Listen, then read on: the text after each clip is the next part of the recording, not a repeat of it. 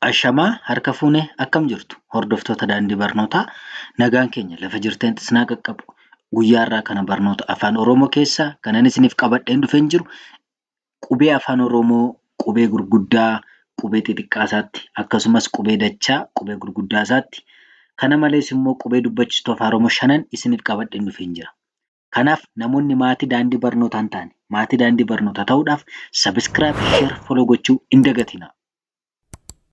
Namoonni biyya keessaa biyya alaa teessanii sababa rakkina qabeenyaaf, sababa rakkina maatiidhaaf, sababa rakkinoota gosa garaa garaatiif mana barnootaa seentanii osoo hin baratin haftan karaa waatsaappii, karaa imoo, karaa zuumii, karaa teelegiraamii, karaa bootimii, karaa lakkoofsa bilbilaa fuula iskiriinii irratti argamu kanaan nu bilbiluudhaan barnoota keessan baradhaa isin jenna. Qubeerraa kaasnee hanga isin barreessuu dubbisuu dandeessanitti bifa gaariitiin isin barsiisnaa jechuudha. Isa kanaaf qubeen as kanarratti argaa jirru qubee afaan Oromoo qubee gurguddaasaati. Qubee gurguddaasaati jechuudha. Isa kanaaf waliin haa dubbisnu. A, B, C, D, E, F, G, H, I, J, K, L, M, N, O, P, Q, R, S, T, U, V, W, X, Y, Z. Ilaala. Isaan kun qubee gurguddaa afaan Oromooti jechuudha. Isaan kun qubee gurguddaa afaan Oromooti. Daftara keessa irratti barreeffadhaa deemaa. Garaagarummaa qubee gurguddaa fi qubee xixiqqaa har'uma isinii galuu qabaa jechuudha. Isaan kunis akkuma asirratti argitanitti bifa addaatiin yookaan tartiiba addaatiin qubee afaan Oromoo qubee gurguddaasaati. Warreen amma isiniif agarsiisaa ture jechuudha. Isaan kana immoo irraa gadeessaa waliin dubbisna. Irraa gadeessaa waliin dubbisaa deemna jechuudha. Tartiibaan osoo hin taane irraa gadeessaa waliin dubbisnee akkasiin qabattanitti akkasiin hubattanitti of ilaaltu jechuudha.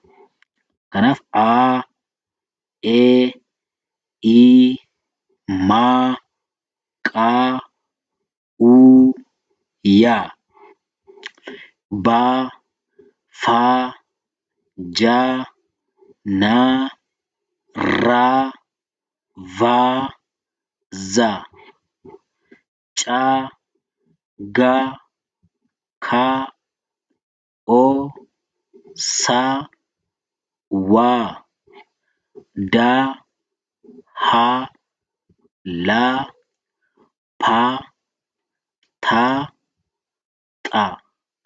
Isaan kunis qubee gurguddaa afaan Oromooti. Garuu akkamitti akka inni dubbifamuu qabu, akkamitti akka isiniif qabameeru sammuu keessanitti tartiibaan asii achi dubbisne osoo hin taane irraa gadeessaa dubbisne jechuudha. Wal keessa dubbisne jechuudha. Isa kanaaf kanas daftara keessarratti akkasiin barreeffattan gamanumaan isin nan affeera jechuudha. Kanaaf daandiin barnootaa yeroo kamiyyuu barnoota afaan Oromoo torbanitti isiniif gadhiisaa deema. Isa kanaaf sabiskiraayib, sheer, foloo gochuun dagatinaa. Deebi'ee gara kutaa sadeffaatti gaafa taanu kunooti. Isaan kun immoo qubee afaan Oromoo qubee xixiqqaati. Qubee afaan Oromoo qubee xixiqqaa isaanii waliin ilaallaa jechuudha. A, B, C, D, E, F, G, H, I, J,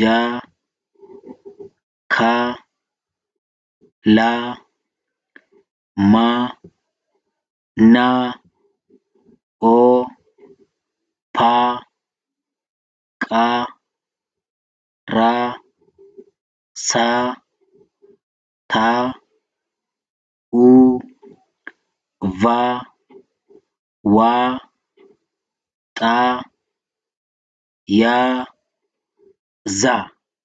Isaan kun qubee xixiqqaa afaan Oromoodha jechuudha. Qubee xixiqqaa afaan Oromoo isaa waliin dubbisne jechuudha. Kanaaf amma irra deebaatti akkasiin daftara keessa irratti barreeffattan. Deebitanii immoo isa daftara keessa irratti barreeffattan akka nama dubbise kanatti qubee xixiqqaa afaan Oromoo kana yeroo qofaa keessatti teessan dubbisuu hin dagatinaa. Kutaa arfeffaasaatti gaafa dabarru kunooti. Isaan kun immoo qubee dachaa afaan Oromooti. Qubeen dachaa afaan Oromoo meeqatu jiru? Torbatu jiru. Qubeen dachaa afaan Oromoo torbatu jiru. Isaan kun immoo qubee dachaa afaan Oromoo qubee gurguddaa isaaniiti. Waliin dubbisna. Chaa, dhaa, nyaa, phaa, shaa, tsaa, zhaa. Irra deebinee ammas waliin dubbisna.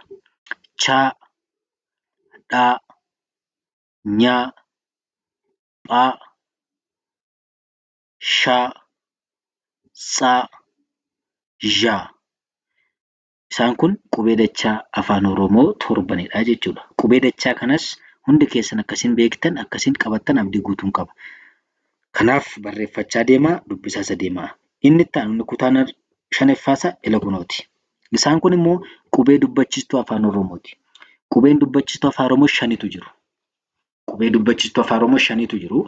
Qubee dubbachiistuu shanan kanamas waliin haa dubbisnu. Qubeen dubbachiistuu shanan kun qubee gurguddaa isaaniiti. Hin dagatinaa qubee gurguddaa isaaniiti. A, E, I, O, U. Irran deebi'aa.